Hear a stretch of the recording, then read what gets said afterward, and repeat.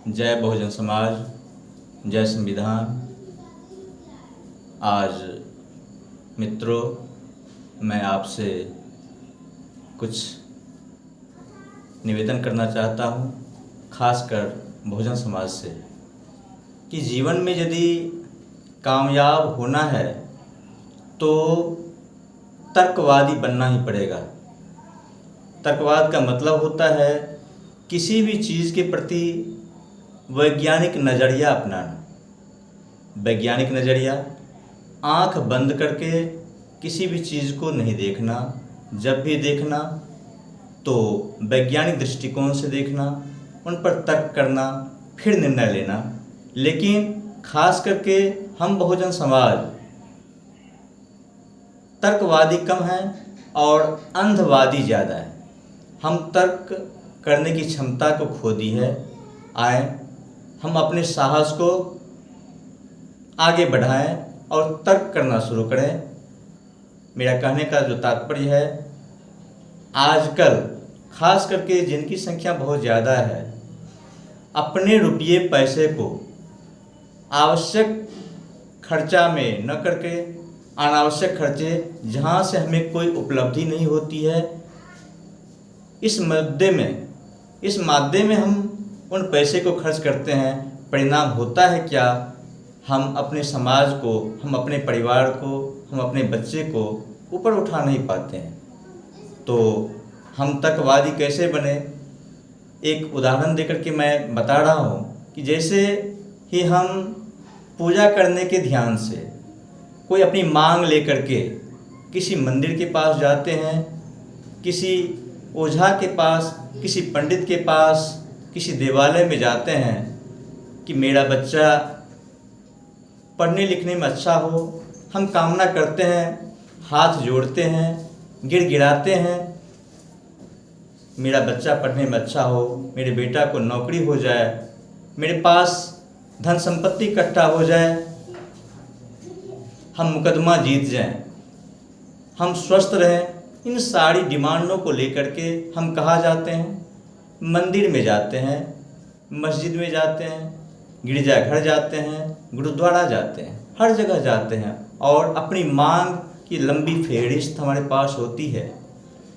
सर्वप्रथम हम यदि अपने बच्चे को पढ़ाना चाहते हैं और यही मांग हमारी उन पत्थर के बूतों से, मिट्टी के पिंडों से है, तो सोचो आप, ये पत्थर के बूत, मिट्टी के पिंड क्या हमारी बात को सुनते हैं? उनकी तरफ से जवाब आता है जब मैं पूछता हूँ, हे भगवान, मेरे बच्चे को अच्छी शिक्षा दो, मेरे बच्चे को नौकरी लग जाए, क्या उधर से कोई जवाब आती है? तो आपको थोड़ा सा तर्क कीजिएगा तो लगेगा उधर से जवाब बिल्कुल नहीं आती है, क्योंकि वहाँ जीवन है नहीं। तो जिनके पास जीवन नहीं है तो मेरी डिमांड को सुनेंगे क्या? जो सुनेंगे नहीं तो फिर परिणाम आएगा कहाँ? यदि हम अपने बच्चे को पढ़ाना चाहते हैं तो हम भेजते कहाँ हैं? किसी न किसी विद्यालय में, अच्छे संस्थान की खोज करते हैं और जहाँ की व्यवस्था अच्छी होती है, ऐसे स्कूल में अपने बच्चे को भेजते हैं और वहाँ पर यदि हम नियमित पैसा लगाते हैं, अपने बच्चे का फसल के जैसे देखभाल करते हैं, तो ये बच्चा आगे चल करके क्या हो जाता है? शिक्षित होता है और संस्कारवान होता है और कहीं न कहीं बढ़िया पद पर सुशोभित होता है और हमारे जीवन के लिए उपयोगी हो जाता है। तो हम अपने बच्चे को पढ़ाने के लिए कहाँ ले जाना चाहिए? देवालय, शिवालय, गिरजाघर, गुरुद्वारा नहीं। इनके लिए हमें जाना होगा कहाँ? कहीं न किसी अच्छे शिक्षण संस्थान के पास। और दूसरी बात, हम स्वस्थ होना चाहते हैं, भगवान से कामना करते हैं, हाथ जोड़ते हैं, मिट्टी फट्टे ईंट से बने भगवान जो देखते हैं कोई न कोई इंसान बनाया है, फिर वहाँ भी हम हाथ जोड़ते हैं, हे भगवान मुझे स्वस्थ कर दो, हे भगवान मुझे स्वस्थ कर दो। वहाँ पर क्या करते हैं? पैसा चढ़ावा देते हैं, मिठाई चढ़ावा देते हैं, जबकि हम जिनसे कामना कर रहे थे हाथ जोड़ करके, वो सुनता तो है नहीं और जवाब आता नहीं। हम मान लेते हैं मन में, अपने आप कह के निकल जाते हैं, अपने मन की भावना को बोल करके। लेकिन होता क्या है, हम स्वस्थ कैसे रह सकते हैं? जब मेरा जीवन संयमित हो, जब मेरा खान पान संयमित हो, तो हम स्वस्थ रह सकते हैं। यदि हम बीमार पड़े तो जाते कहाँ? हम खोज करते हैं किसी न किसी अच्छे डॉक्टर के पास जाने के लिए, किसी अच्छे चिकित्सालय जाना चाहते हैं। और यदि डॉक्टर साहब अच्छा मिला, हम पथ परहेज अच्छा किया, समय से दवा लिया, तो हम क्या हो जाते हैं? हम स्वस्थ हो जाते हैं। क्या देवालय में ऐसा हो सकता है? नहीं हो सकता है, ये कभी संभव नहीं है। ये तर्कवादी बातें हैं। यदि हम मुकदमा लड़ना चाहते हैं तो वो भी, वहाँ भी हम भगवान के पास जाते हैं।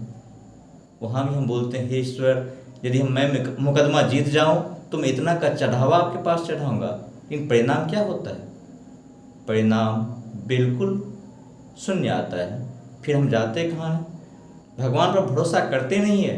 फिर आ जाते हैं किसी न किसी अच्छे वकील के पास, वहाँ उनसे सलाह मशविरा करते हैं, सबूत अच्छा तैयार करते हैं, अच्छी गवाही तैयार करते हैं। फिर हमारा केस यदि अच्छे वकील लड़ते हैं तो हमें मुकदमा में जीत होती है, न कि किसी भगवान के द्वारा हमारी जीत और हार होती है। वहाँ कोई परिणाम आने वाला नहीं है। क्यों? क्योंकि वहाँ न तो जीवन है, और जहाँ जीवन नहीं है तो हमारा डिमांड पूरी करने की कोई संभावना नहीं है।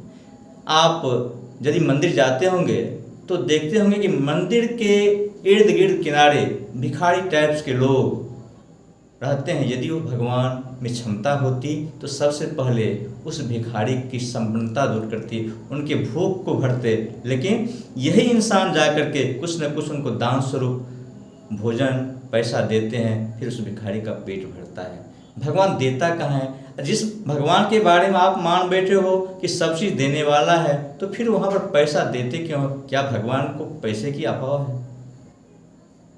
यदि भगवान को पैसे की अभाव नहीं है तो फिर हम चढ़ावा में पैसा डालते क्यों हैं?